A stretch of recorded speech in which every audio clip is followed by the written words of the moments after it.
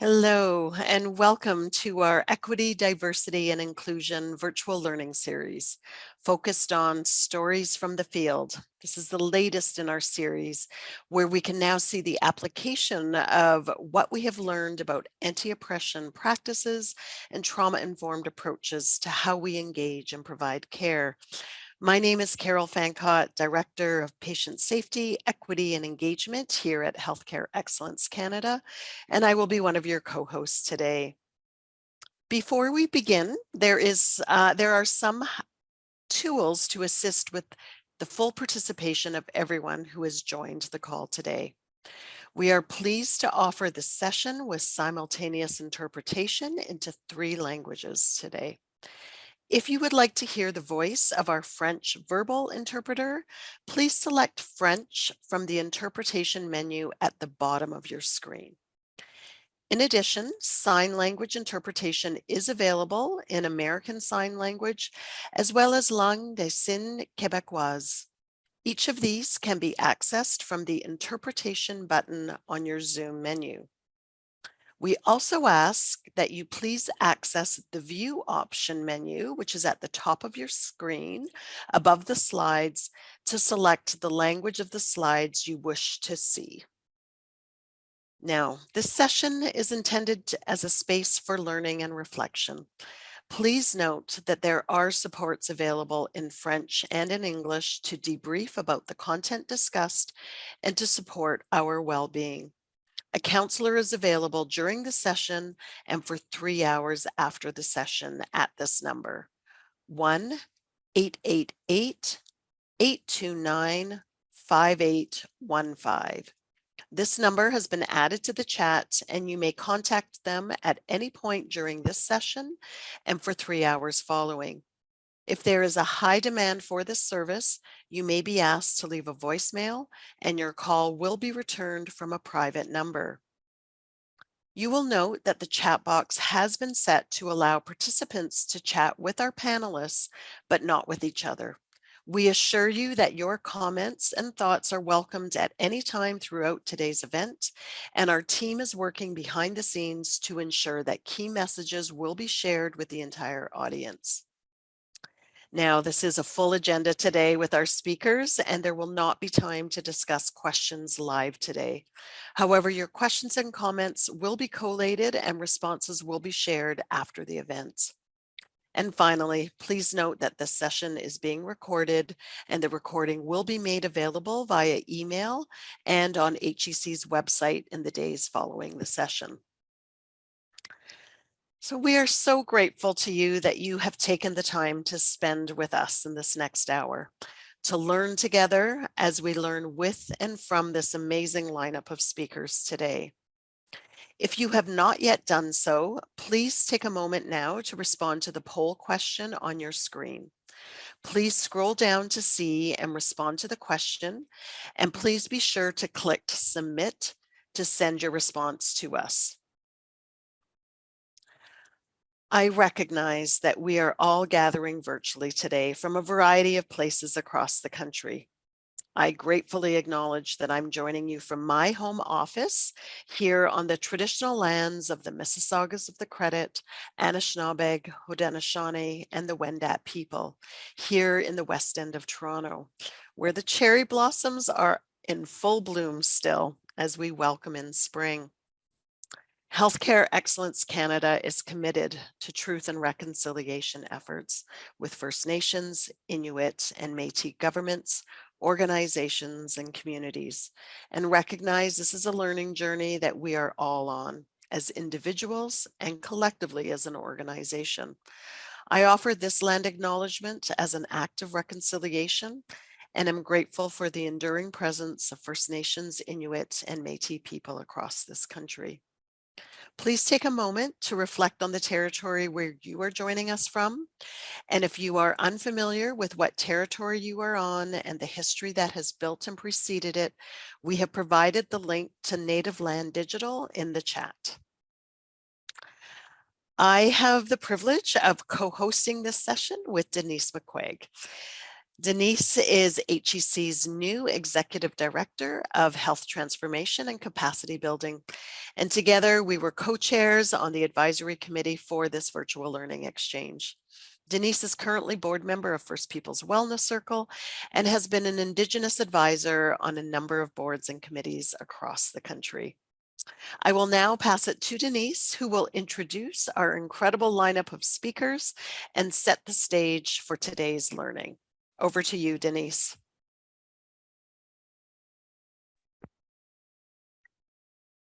Thanks, Carol. And we can advance to the slide on the advisory group. The Equity, Diversity, and Inclusion Virtual Learning Exchange has been co-designed with an advisory group co-chaired by myself and our previous host, Carol Fancott. It brought together really diverse experiences from the health system, including those with lived experience, pan-Canadian health organizations, and provincial quality councils. The advisory group has provided guidance and insight on the perspectives of the content, has identified supports to work towards creating a safe environment for our learning exchange participants. And beginning last year with a series of webinars with Dr. Stephanie Nixon and Ed Connors, exploring the COIN model of critical allyship, which offered an examination of unconscious bias and privilege, and more recently offering a series focused on trauma-informed engagement at the individual and system level. These recordings can be found and available on the HEC website. I would like to acknowledge the members of the advisory group and thank them for their guidance. It is my pleasure to introduce the speakers for today's session. We will be hearing two case studies featuring initiatives designed to address inequity in healthcare and to foster more equitable engagement with people with a diversity of lived and living experiences with the healthcare system. Katie Mai and Laura L.T. Todd from the Unite Project and Alice Mabey and Ambreen Sayani from Equity Mobilizing Partnerships and Community Impact. Katie Mai is a Cantonese Chinese diasporic woman and first-generation settler on the unceded territories of the Musqueam, Squamish, and Tsleil-Waututh peoples. As the senior leader of patient experience and community engagement at BC Mental Health and Substance Use Services, her passion is to transform the design and delivery of care for individuals facing social and economic marginalization. She holds a master's in health administration and PMP designation. Laura Todd, LT, using the pronouns she and her, is from Victoria, has 20 plus years of lived experience in the healthcare and social welfare system as a person with concurrent substance use disorder and mental health diagnoses, making her passionate about dismantling the stigma associated with drug use and mental illness. LT has a degree in justice studies and is currently a counselor at Pacific Center Family Services. Alice Mabey has been a patient partner in healthcare since 2011, in part because as a woman, she was poorly treated and harmed by some doctors. She collaborates in many aspects of healthcare, including on research projects and areas of service delivery and policy. Alice has worked in technology, training women on assistance to use computers and get jobs, and later designing large software systems, including one for doctors' clinics. She advocates for health system change and patient public engagement. Alice looks for new ways to involve people from all backgrounds and communities, which led to co-initiating Impact, a community table of people with diverse lived experiences focused on health equity. Alice is a co-founder of the Patient Advisors Network, a national community of patient and family advisory partners. And Dr. Ambreen Sayani is scientist at the Women's College Research Institute at the Women's College Hospital. She holds a 6-year career development award from the Canadian Institute of Health Research to lead patient-oriented research in Canada. Dr. Sayani is a health equity expert advisor for the Canadian Partnership Against Cancer, a member of the Medical Advisor Committee for the Canadian Cancer Survivor Network, co-founder of Equity Mobilizing Partnerships in Community. Her areas of expertise are patient engagement, health equity, and cancer care.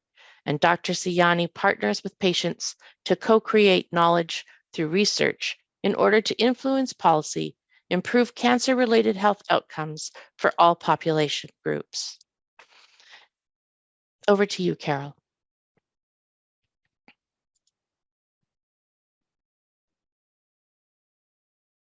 Thank you, Denise, for those introductions. And I will now hand it off to Katie and LT to get us started. Welcome to both of you. Thank you so much, Denise and Carol, for those fulsome introductions. And hello, everybody. We're so thrilled to share some of our work today from British Columbia, specifically from BC Mental Health and Substance Use Services, with such a diverse national audience across Canada. And before we start, I wanted to provide some background to our organization, which will orient you to the need for the work and also introduce you to some of the opportunities and challenges that might be relevant to your work. So BC Mental Health and Substance Use Services is a provincial specialized services organization. We treat people with concurrent mental health and substance use disorders that are considered severe and complex. And we also deliver care to people who are incarcerated and others who are involved with the criminal justice system. And so, unfortunately, many of our patients face multiple forms of stigmatization, of trauma due to their concurrent diagnoses, as well as their experience of being criminalized by the institutions.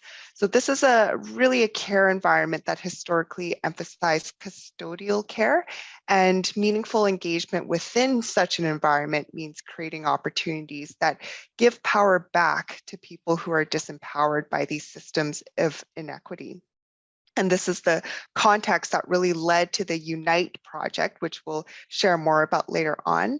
And the UNITE project aims to disrupt stigma through a multi-pronged evidenced approach, including through storytelling and dialogue, to really foster that education and bring people together in unpacking stigma, in demystifying and debunking the stereotypes that impact our patient population. So LT, my co-presenter today, is a storyteller as part of the UNITE project, as well as a facilitator. And she'll be diving deeper into what we did to help bring some of the learnings home within this series. So next slide, please. And many of you are familiar with Dr. Stephanie Nixon's COIN model, which highlights how systems of privilege and oppression can impact our health. Building from that, we want to bring this wheel forward, which is a bit of a more nuanced look at how these systems impact each of us in unique and individual ways. As we navigate through life, each of us have multiple intersecting identities that shape how we are perceived by the public, treated by the public or within the healthcare system, and ultimately how we experience health and illness. Recognizing this intersectionality is key to advancing diversity, equity, and inclusion in engagement, because it enables us to better understand the complexity of someone's healthcare journey and ultimately tailor the way that we engage and partner with them accordingly. This really is a lens and a perspective that has been at the forefront of our planning for the UNITE initiative, from visioning at the beginning of the project to selecting who will be sharing their stories, who will be facilitating that process, one of whom is LT, through to the evaluation and translating those learnings into further practice.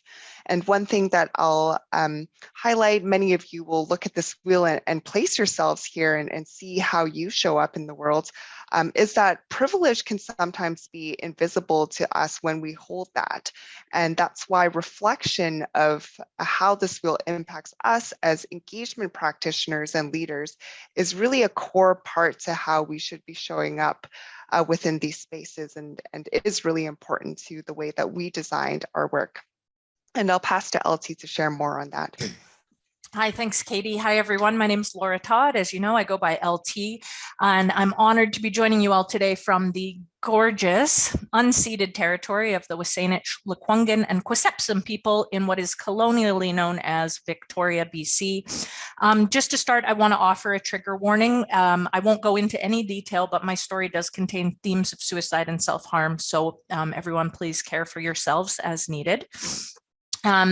So as Katie just mentioned, the storytellers in the Unite project all had intersecting marginalized identities. Between all of us, we represented men, women, gender nonconforming, straight, queer, rural, urban, indigenous, settler, educated, formerly incarcerated, and all of us have concurrent substance use disorders and mental health diagnoses in various stages of recovery.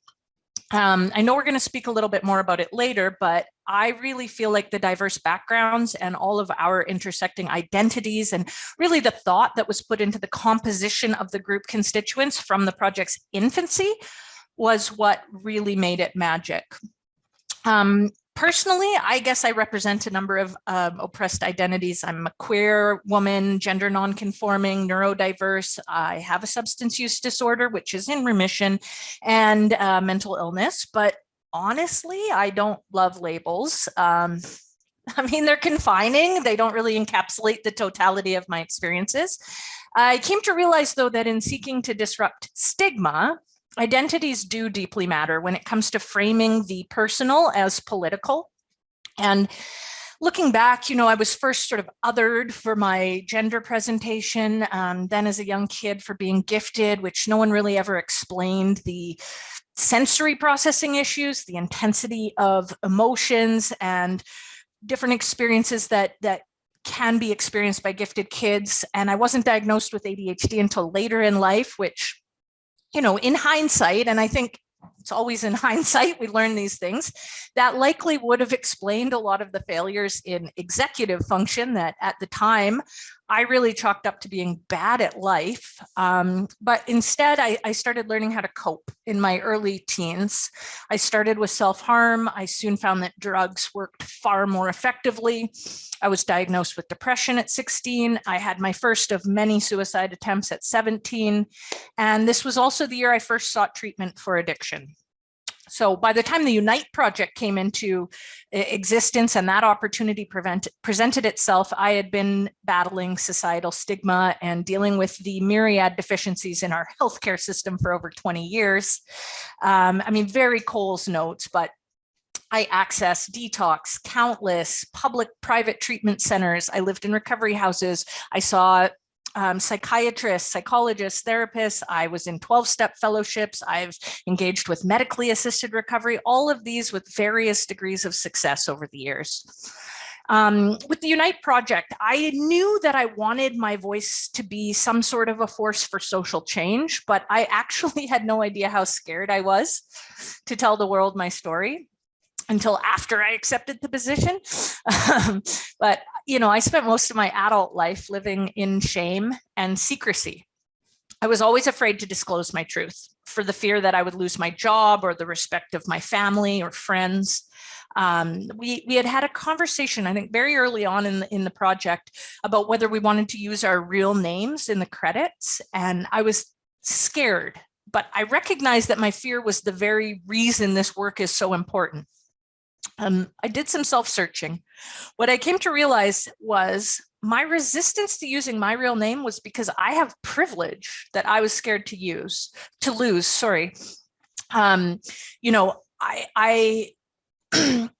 think marginalization and unearned advantage, they're not mutually exclusive. I mean, many of my identities are at odds with the cultural values that inform public policy, but I also have privilege. I'm from a white middle-class settler family. I'm educated. I think that my privilege afforded me several life-saving trips to inpatient treatment facilities that wouldn't have been available to me in our current two-tiered mental health care system, if not for the fact that my parents actually had a retirement savings. My privilege kept me gainfully employed through most of my using life. It prevented me from being homeless. You know, I think that being a middle-class member of the dominant culture in Canada has afforded me the ability to pass. And so unlike others, and I mean pass, like appear not mentally ill, appear like not someone with a substance use issue. But, you know, unlike, I guess, some of the people who had less to lose, very unfairly had less to lose, I was scared that I might lose, I don't know, a future career opportunity if I tied my name to the project. Because I had spent my whole life being told sort of indirectly, my substance use and my poor mental health were a liability. So it's been a real challenge for me personally in my personal journey to shift my own self-stigma and begin to see my journey of pain and of suffering as something that has socio-political value. And I would guess that you're all here today because you know we need a patient-centered care revolution in our healthcare system. And I came to realize that owning my story gives permission to other people to do the same. So I straddle two worlds, so to speak, but I want to say that if those with privilege and power don't seek to disrupt the status quo, nothing is going to meaningfully change for those who need it most. And rant over back to Katie for the next slide. Thank you. Thank you, LT. Thanks so much for sharing a part of yourself, and the generous and brave sharing of your story is what is disrupting stigma. And there's so many platforms that LT is doing that as part of Unite, which we'll share more about as you continue your learning post this webinar. So before we dive into the activities, what we did and also what we learned, I just want to orient with some more context on what we understand about stigma right now. And so the literature delineates between three types of stigma. Social stigma is really the attitudes, behaviors, beliefs that are endorsed by the general public. This is often known as public stigma. Structural stigma refers to the policies, legislation, institutions that might restrict opportunities or yield unintended consequences. So these are really tangible, systemic results of stigma. And then self-stigma is internalized. These are the self-perceptions that reflect the negative stereotypes that people will have applied to them. These are all distinct but interrelated. For example, the stereotype that someone with mental illness is violent is false and an example of social stigma. When that stereotype is believed by the general population, it might manifest into punitive policies that restrict housing for people who are ill, and eventually people who are ill start avoiding housing applications because of the harm they've experienced, and may over time internalize negative beliefs about themselves and whether they are able to secure housing. Ultimately, this is a cycle of discrimination, of disadvantage, where individuals with mental illness are consistently excluded from stable housing, leading to further marginalization and negative health outcomes. Next slide, please.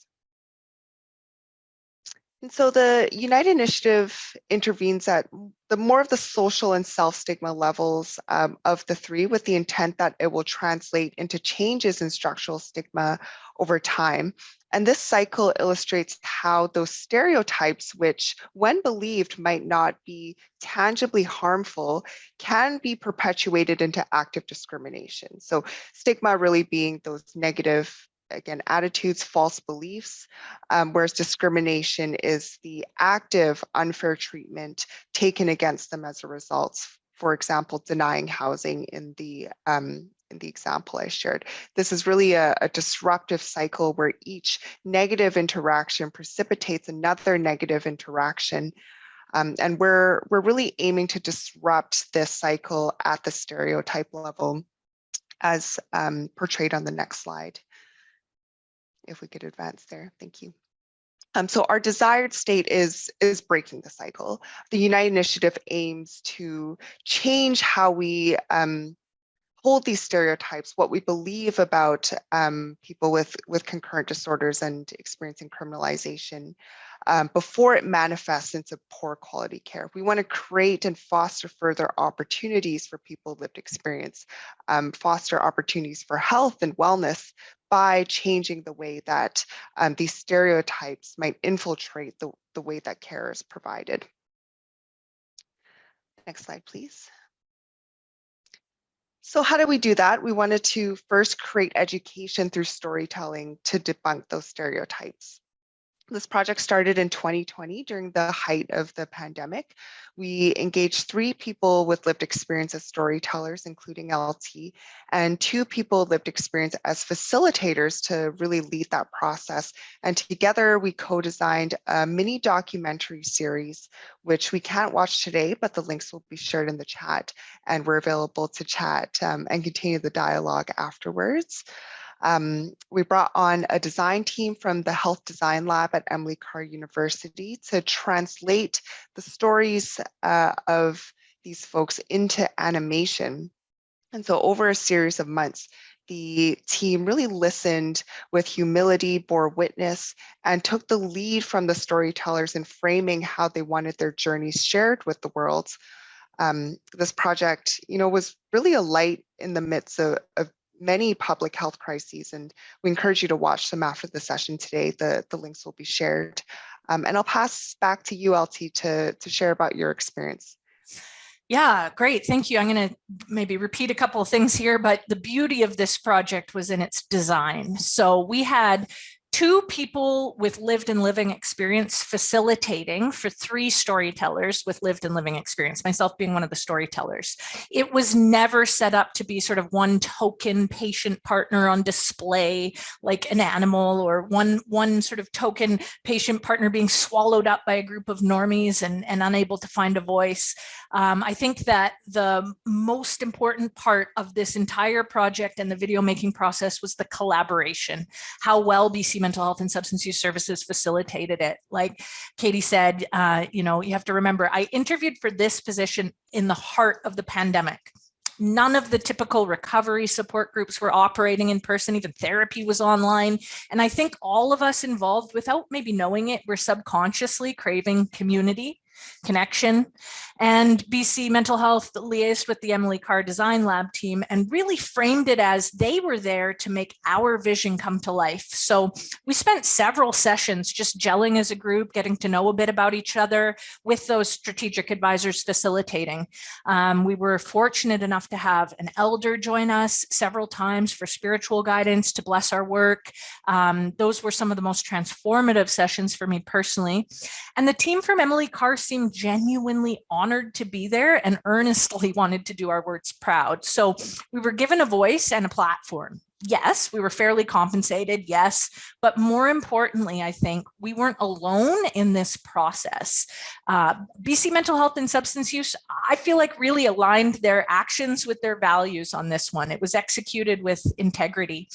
Looking back, I guess they could have interviewed us individually and like given the voice clips to a video production company or something, but instead, what they created was a virtual space of genuine emotional safety. It brought together people from diverse backgrounds, many walks of life in a common purpose. So every time my fellow storytellers, Chris or Charles, shared, it was powerful, it was relatable. We ended up riffing off of each other.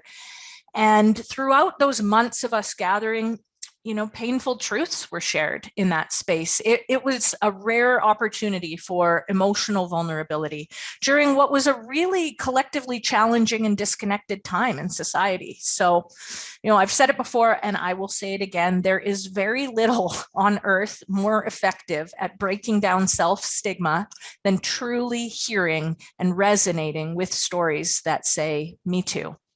I understand, I get you, it's okay. We're all just flawed humans trying our best out here. And I can't say enough good things about how we were treated by the entire team at Emily Carr. They were so dedicated to doing justice to our stories, especially in the later part of the project when the time crunch was really on the animators.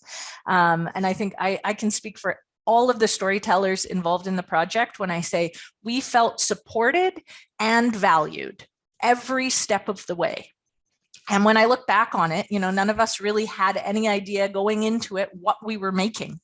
I mean, beyond a video project to help disrupt stigma, it was that vague in the beginning, but ultimately it became a magical experience. It was guided by a shared purpose. It allowed authenticity to be expressed, and our lived experience felt celebrated. I'm honestly so grateful for this initiative. Even though it was a project to interrupt societal stigma at that stereotype level, I think it ended up as a byproduct transforming the relationship that I had with some of those intersecting identities and my own personal shame. Next slide, please. Okay, so this is really cool. I can't take credit for it, but as I said, we knew that we wanted the videos to help break down stigma, but I don't think we could have guessed from that little Zoom room that you saw what this project would get co-created into. The videos are accompanied by a fabulous dialogue facilitation guide by opening up space for dialogue in a spirit of openness, curiosity without an agenda. The goal is to come to understand each other's perspectives.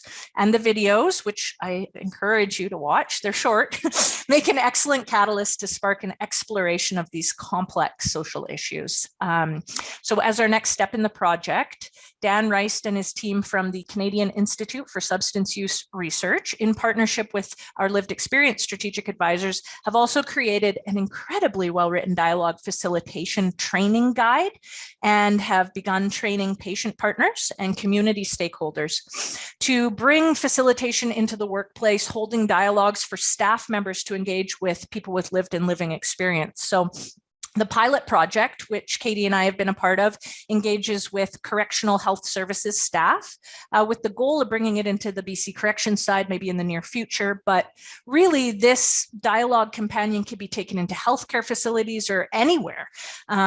So it's crazy. The Unite project continues to meaningfully engage people with lived experience and create opportunities for them, learning, co-creating with us, advancing engagement, and interrupting stigma still at the social level. So my hope for this next step in the project is that by sharing our truths with people who have lived experiences much different than my own, they can come to see my humanity. I can come to see theirs. We can all come to see the humanity of people who we may have formerly met with judgment or misunderstanding or derision.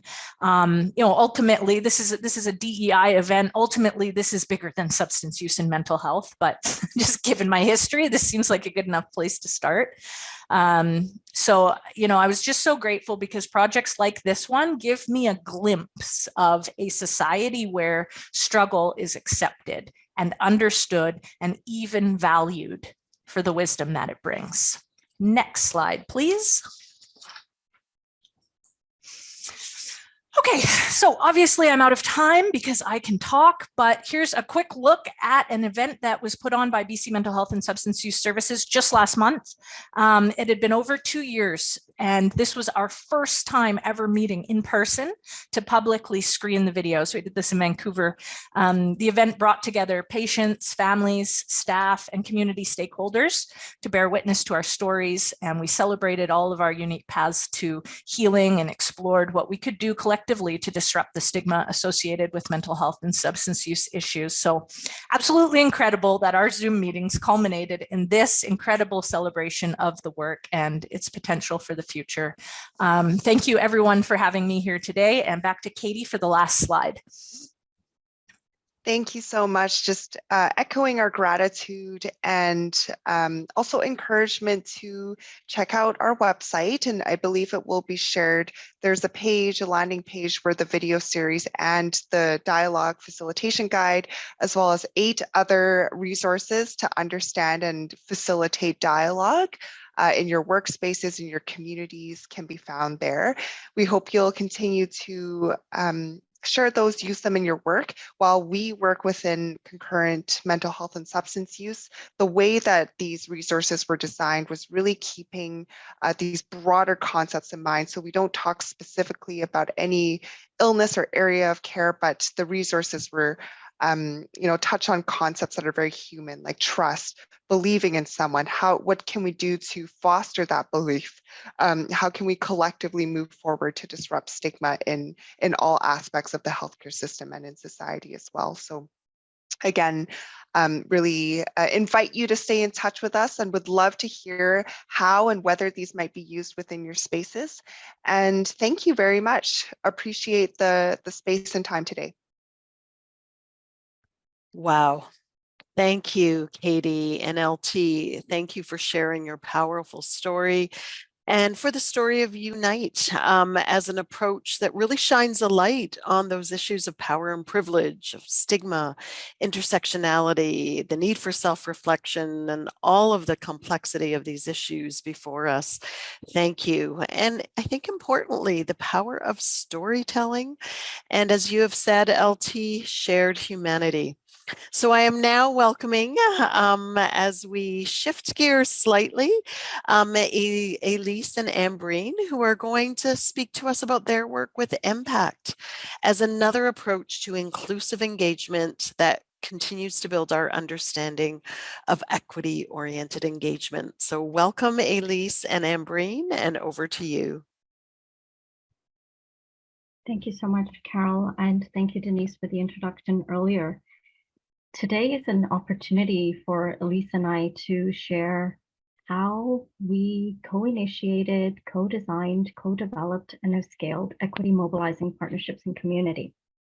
But really, it's a story of how a critical social scientist and a white ally were resourced enough to think and act differently to disrupt the space of patient engagement. I want to start by saying that Elise and I both live and work in the Toronto and Greater Toronto area, which is the traditional territory of the Mississaugas of the Credit, the Anishinaabe, the Chippewa, the Haudenosaunee, the Wendat peoples, and is now home to many diverse First Nations, Inuit, and Métis peoples. Elise and I are both committed to truth and reconciliation. We do honor deeply, and we listen and learn from Indigenous peoples, communities, and partners who we have the privilege of sharing space with. And we are committed to taking action to transform the spaces where we hold power.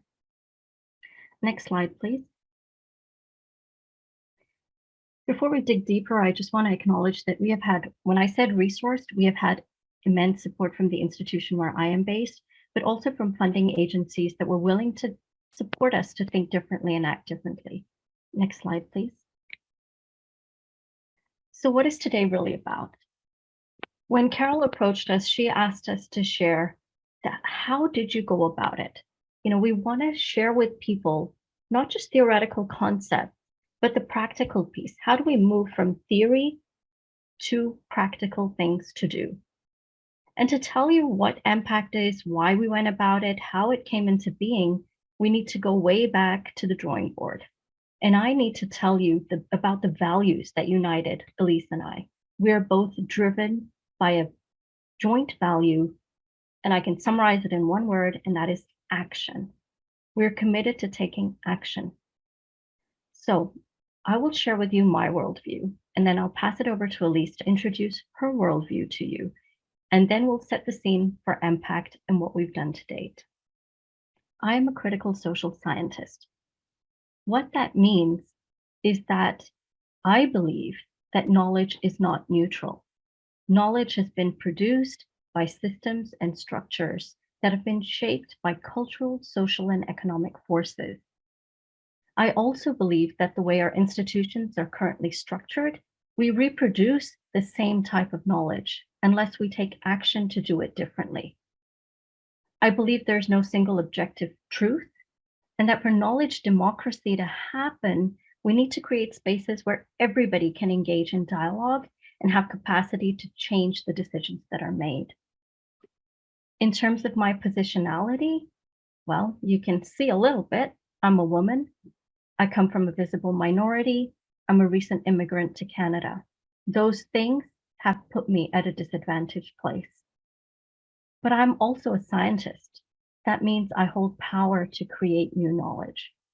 And I'm committed to using that power for research and advocacy in order to create a more equitable and inclusive society. Elise, I'll pass it over to you. As you can hear, I'm slightly lost. Do the best I can.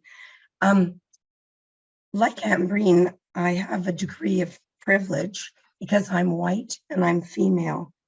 And I grew up in a tricultural environment, which gave me a bit of insight into what it is to be both a minority and a privileged person at the same time.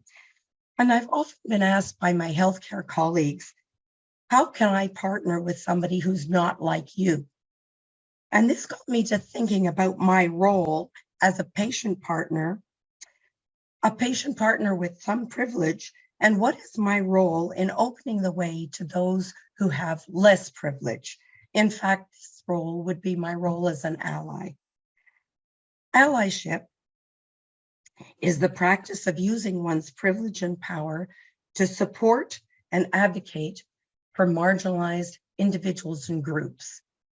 Allyship is taking action to challenge the systems of oppression and promote equity and inclusion, even when we're not directly affected by it.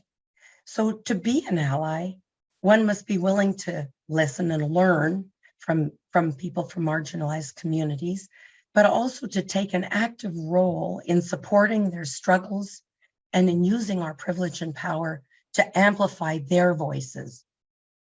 This may involve speaking against injustices, confronting bias, educating others on issues of oppression, and actively working to create more inclusive and equitable environments. Allyship is not a fixed identity, but it requires a commitment to ongoing learning and self-reflection. It also requires a willingness to take risks and to be vulnerable, which is not a comfortable place for me, and to make mistakes. Allyship is also a critical tool in building stronger and more inclusive communities and for promoting social change and progress. And for me, that's part of my role as being a usual suspect, is opening up to others and helping to be a bridge between the healthcare world and those not usually at the table. Next slide, please. And so now what we'll do is we'll start by describing MPACT and the specific model for inclusive patient engagement. Next slide, please. So what do we mean by diversity? A diverse community includes a wide range of expressions and experiences. And I noted that that's very much what our colleagues from Unity understand. It includes different gender identities, ethno-racial identities, sexual orientations, and all sorts of different things. When Ambreen and I first talked, we explored some key elements of engagement for us. If it's about relationship building, what does that mean? How do we go about it? And how do we move away from the purely HR approach that traditional patient engagement takes, which tends to be entirely transactional? We started MPACT by talking with people we already knew, who were from various different backgrounds, and they were not usually people represented at the table. And together with them, we co-designed MPACT organically, grounded in these relationships and these discussions. We decided we were a community, and therefore that we would not have a terms of reference because we're not a council, we're a community. Terms of a limited time frame are transactional, and communities are not transactional, they're relational. Communities, furthermore, also have a common factor or purpose. Sometimes it's like geographic or whatever, but we came together around the common purpose of health equity. Next slide, please. And like LT said, we don't label people because we find that uncomfortable. We don't use prescribed buckets or categories for people. We do believe that labeling people is somewhat restrictive and also can be harmful. So our website, and this is a clip from our website of who we are, is a kind of a display of our approach. Everybody has written their own bio, and they have selected how they want to present themselves and what they want to say about themselves, and whether or not they wanted to share their pictures. They have chosen how they want to describe themselves to us. Next slide, please. So we're a community. And as I said, community can be many things. In this case, we're a community that is united by a shared value. We came together because we all believe in the need for health equity. What unites us is this belief that we need an inclusive healthcare system that's socially just and fair for all. We strongly believe that for this to happen, we need to hear from people from all different sorts of experiences and backgrounds, and that we need to apply a health equity lens to everything we do in healthcare. Next slide, please, and over to you, Ambreen. So this slide is a traditional evidence of scientific impact. And what do I mean by scientific impact? I mean, it's the measure or extent to which a particular body of work has advanced knowledge, influenced other research, or has had practical implications to society. And I will argue that these are probably not the best metrics to measure impact, but these are what are considered academically credible right now. We grew from 2 members to 5 members to what is currently 17 members of MPACT with 0 attrition to date, something that is almost completely unheard of in the space of patient engagement. We've received awards, we've published, we've presented. We have engaged with 6 hospitals across Ontario, 10 institutions, including 1 pan-Canadian, are in conversations with others. But the question really is, why have we been so wildly successful? What is the gap that MPACT has filled, and how did we go about it? If we can go to the next slide, please. And so this is the story. It's a story of challenging the status quo. Next slide, please. Which looks like this. It looks like a table at a healthcare institution with an agenda that has been driven by the healthcare institution itself.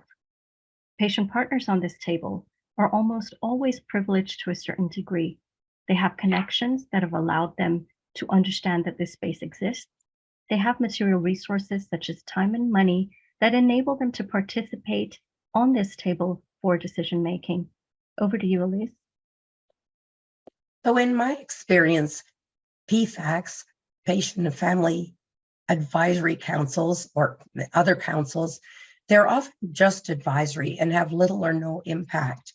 They may have oversight involvement to strategy, hiring and priorities and those kinds of things, in which case they may have a little bit more teeth.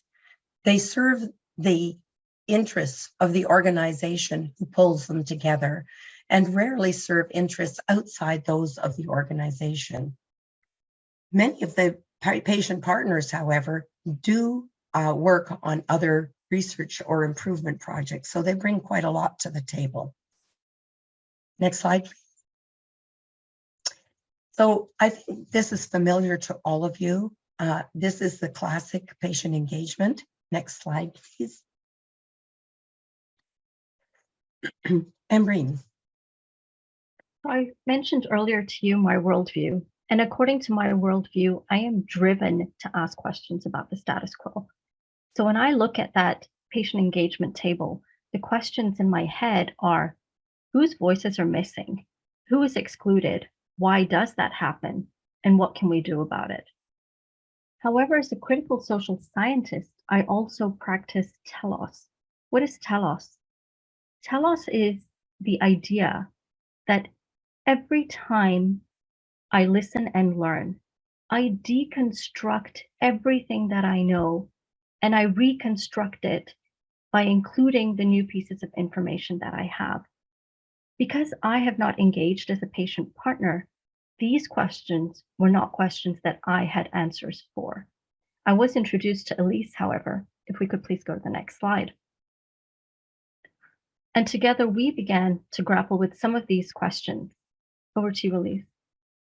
So very briefly, I was struck as a patient partner coming from a high-tech industry and into the industry that is healthcare, of the differences between language and culture, of the difference between the kinds of spaces that we occupy, and understanding some of the practical considerations. I often got lost going to either university or hospital environments, trying to find meeting rooms and so on. So what is it if I am a person of privilege and struggle with language and culture, place and space, and the practical considerations? What is it for someone who is not like me? Next slide, please.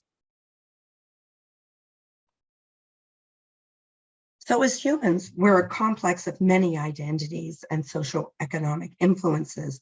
We may be Black, trans, and wealthy, for example, or we could be a well-educated newcomer who doesn't speak English all that well and may be homeless here. It is these tapestries of intersectional identities that brings richness to our work. Embry?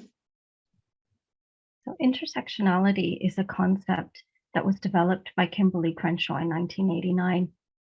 And the idea is that all of those isms that we have been talking about today, ableism, sexism, racism, colonialism, imperialism, how do they, when it comes to the crux of inclusion and exclusion in the spaces of patient engagement, how do they transpire? And the avatar that I have there with a half tank of thinking full is quite true, because even though Elise and I were unable to unpack some of those, we didn't have the lived experiences of all of these intersectional identities to even begin to think what it would be like for someone to engage in those spaces and what could inclusive patient engagement look like. Next slide, please. And of course, this is us committed to action. So we wanted to understand what is it that could make patient engagement spaces more inclusive. Next slide, please. But then also transform it through action. Next slide, please. And one of the questions that we were asked when setting up this presentation was, how did you think about whose voice is privileged and whose is not? And what steps did you take? When Elise and I set off trying to listen and learn from different patient communities, what it would take to participate on a decision-making table, why would they do it? What would make it meaningful to them? What are the barriers that they've faced? We started off by really talking to people who we knew. We both have deeply embedded relationships with community. And we went from one relationship of trust to another, literally tapping people shoulder by shoulder, well, virtually because it was a pandemic, but going from one relationship of trust to another, saying, hey, would you like to have a conversation with us? Would you be okay to chat a little bit, share with us your experience? We just want to learn from you. And that's how we grew as a community. We first focused on networks of trust. We expanded those networks of trust to include new relationships. We put relationships above all else. We didn't label people, and we came together as a group with a common value and purpose. Next slide, please. Patient and community members told us they didn't want to participate because there was labeling. They were often not invited. And if they were invited, then there was little to no impact from what they'd shared. We also spoke to people in healthcare institutions, because you can't have patient partners come together, but then nobody to engage with them in the healthcare system. People in the healthcare system told us, oh, equity is really difficult. It's too abstract. How do we even go about it? But we really do want to do something about it. And funding bodies were ready to fund some further exploration. Next slide, please. So this slide really kind of marks X, or the sweet spot, where everybody could come together. Patient partners wanted to partner for change. Healthcare institutions want to mobilize for equity, and we had funders ready to move forward. Even the name, Equity Mobilizing Partnerships and Community, is something that was collaboratively designed with all of these three stakeholder categories. Next slide, please. But a key part was building capacity for change. What did we want to do as a group when we came together as diverse patient partners? And how did we want to build capacity for the changes that we wanted to see in the healthcare system? we decided to focus on a health equity analysis. For those of you familiar with the healthcare system, a health equity analysis is usually done by people sitting in ivory towers on a desk and chair with a checklist, making assumptions or thinking about the implications of their project on a community. What we have done is weave together the diverse lived experiences into a tapestry and into a lens that informs projects that come to the table through a health equity analysis that is community driven and based on real lived and living experiences. Next slide, please. So over to you, Elise. Yes, so we have a very formal process for engaging with research teams and other people in the healthcare system who bring their projects to us for a consultation. So one of the key parts of it are the blue pieces, the scoping and preparatory meetings that we have with the principals of the project. So we engage with the decision maker or the PI in the case of a research project. And this is one of the key things that we have found that makes our consultations work, because the time we spend in the scoping and prep meeting is the time to translate and help people translate the academic or professional view of their work to just straight everyday language, like talking to your grandmother around the kitchen table. And that piece helps create the safe space for the consultation to take place in. The consultation itself then occurs, and they do the people coming to us do a very short presentation of the project, and they ask the questions they want to discuss. We have our discussion. Some of that discussion is held with the people who come to us, some of it offline, and then we produce a written report with recommendations based on that discussion, and we wrap it up by asking for feedback so we understand what actions have been taken based on the recommendations we have made. So everybody in the community finds out what their impact is by closing the loop in that way. Next slide, please, and over to Ambreen. One of the other questions that we were asked when preparing this presentation was, how do you recognize positions of power and privilege? And how do you act and think differently when engaging and creating a safe space for inclusive and meaningful engagement? Elise shared some of those steps with you in terms of our process for bringing people together for those discussions and conversations. But even though we were co-designing as a group, on the back scenes, we were very intentional about the fact that we had to scale and spread in order for this work to have not just local impact, but more regional and national level impact. We were deliberate about developing a scale-up idea, thinking about the resources and infrastructure needed to develop a unit-like impact. We identified champions for change, early adopters, and we were already thinking about demonstration projects and spread and scale level ideas right from the outset. It was intentional, it was deliberate. As much as creating those spaces for safe engagement were important, it was also important for the members of MPACT to know that they were making substantive change within the healthcare system. And this is how we translated that into action. Next slide, please. So how does MPACT become a model of patient engagement with EDI at the center? Well, it's a community that is unified by its values that are to make the healthcare system more accessible and equitable for everyone. We have co-designed a health equity analysis. We partner with health system stakeholders, project implementers, researchers, so that they can bring their work to the table of community partners and understand how to make their work more equitable. How do they make it more inclusive? What's missing? What perspectives haven't they thought of? In doing so, we share power with communities. We've developed a shared analysis, and we are changing the conversation at different tables for different projects and building a health equity movement. Next slide, please. So these are some key principles. Basically, who's missing and where do we spend the time building relationships? Identify where people are comfortable, including online. And consider the issues of accessibility. In-person challenges are quite different from the online challenges where visual impairment and issues of screens may be challenging. This is also very strongly about relationships, taking the time to invest and nurture ongoing relationships. And we're also very deliberative about succession planning. We train up members of MPACT to take the roles that we currently inhabit. And then finally, do no harm.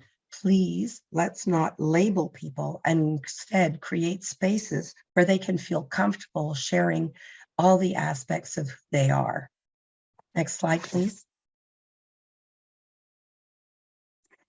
So let's summarize what we have covered and we'll leave you with some action options. Next slide, please. Much in healthcare is about incremental tweaks or improvements on existing processes and so on, how things are usually done. MPACT is not a tweak. MPACT is not an improvement. MPACT is a wholly new way of approaching patient engagement. Next slide, please. So what can you do? Do you have a project that's coming or upgoing? Have you thought about already how you understand the health equity issues within that project? If not, think about consulting with us. If you want to create your own health equity movement, think about talking to us and contacting us for tools, which we have, and resources in order to do so. And finally, I'd like to thank you so much for sharing your time with us. Amberine and I are very excited about this work, and we look forward to increasing the movement, if you will. Thank you. Thank you, everyone. Well, I can't thank our presenters today enough. I learned so much in our time together. We challenged each of the 4 presenters with how do we move from theory to practical things to do.